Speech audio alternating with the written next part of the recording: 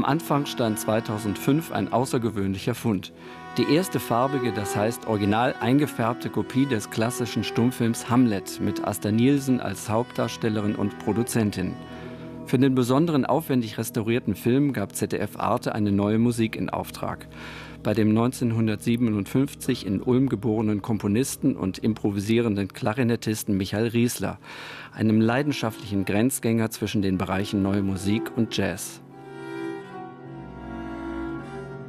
Am Anfang stand schon für mich irgendwie erstmal die Suche danach, einen Sound zu finden. Einfach einen Sound, den ich rein assoziativ mit Mittelalter verbinden würde. Und dann kam ich eben, ich kenne es seit langem mit Marco Ambrosini, irgendwie zu sagen, irgendwie Nickel-Arpa ist genau das richtige Instrument. Und darum zu bauen, auch da kommt ja eine Drehleier vor, also alles Instrumente, die wir assoziieren mit einer Zeit 13., 14., 15. Jahrhundert. Aber dann eben nur andeutungsweise oder wie eine Fährte zu legen, wie wenn das eine Musik wäre, die vielleicht damals gespielt worden wäre. Wir haben alle irgendwie, wenn ich es jetzt negativ ausdrücken würde, würde ich sagen, irgendwie so einen akustischen Müll in uns. Irgendwie einfach viele Dinge, irgendwie, die wir gleich assoziieren und sagen, naja, das gehört irgendwie in diese Zeit. Und in dem Moment, wo ich kein echtes Zitat nehme, habe ich viel mehr Möglichkeiten, ich sag mal, diese Quasi-Zitate gegeneinander auszuspielen und kann dann viel stärker irgendwie das historische Dinge, die überhaupt nicht zusammenpassen, irgendwie zusammenbringen.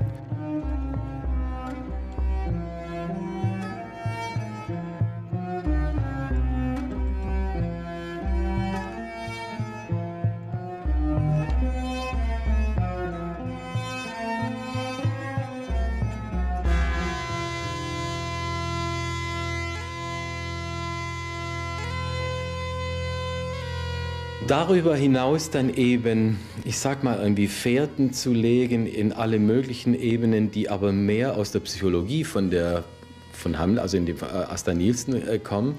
Also der Art des Albtraums irgendwie, der immer weiter fortschreitet. Das viel stärker im Vordergrund zu haben, als im Prinzip in diesem historischen Sound eben zu bleiben.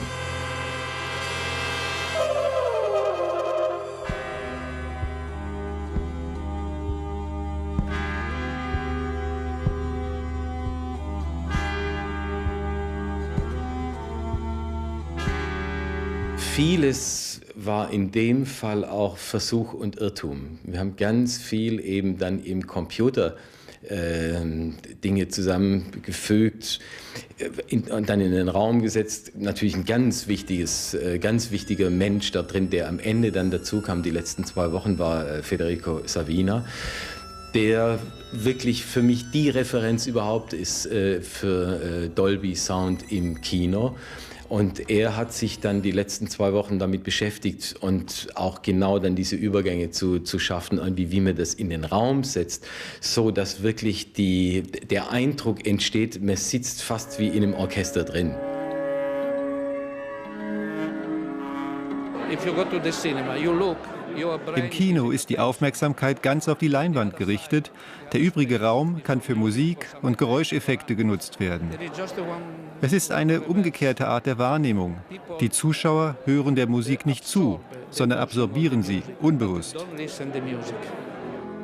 Der Klangzauberer Savina arbeitete mit den Größten des internationalen Kinos zusammen, darunter Visconti, Fellini, Sergio Leone, Ennio Morricone, Nino Rota. Ich bin ein Assistent des Komponisten, nicht der Schöpfer. Ich füge nur mein Gefühl der Musik hinzu. Das Problem sind Regisseure, die sagen, bring die Violine nach vorn, mach die Trompete lauter, lass den Bass leise, rauf und runter. In solchen Fällen sage ich, mach das doch selbst. Bitte, hier sind die Tonregler, rauf und runter. Oder du sagst mir, was du erreichen willst, dann kann ich versuchen, das zu verstehen und umzusetzen. Das ist die Schule von Visconti. Und so sah Michael Rieslers akustisch-elektronisches Konzept aus, das Federico Savina mit seiner Tonraumgestaltung unterstützte. ein mosaikartiges Arbeiten mit kleinen Kompositionseinheiten.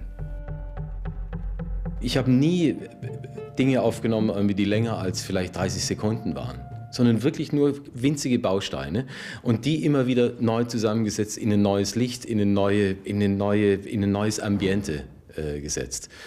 Das ist ein ganz, für mich irgendwie auch relativ neu, weil bisher hatte ich immer wirklich auf der klassischen Methode das gemacht, damit die Partitur komplett ausschreiben, dann ins Studio gehen, aufnehmen und anschließend bearbeiten.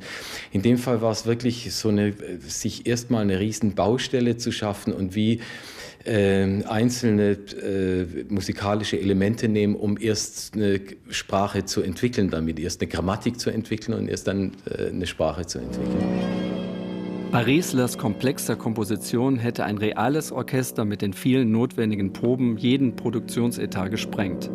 Nur in seiner ungewöhnlichen kammermusikalischen Besetzung mit Live-Elektronik und Percussion konnte er einen vollen Orchestersound kreieren, wie ihn der Charakter des Hamlet-Films fordert. Der Film hat ja nicht umsonst irgendwie, gerade in Amerika, relativ große Resonanz gefunden. Ich glaube in der Tat, weil darin was angelegt ist, was eine große Masse braucht oder eine große Masse sucht. Und deshalb war von Anfang an für mich klar, ich kann nicht irgendwie das mit 3, 4 Instrumenten machen. Ich brauche einen Orchestersound, der diese Dimension hat, irgendwie auch diese Sogwirkung hat, irgendwie die Asta Nielsen auf jeden Fall angestrebt hat.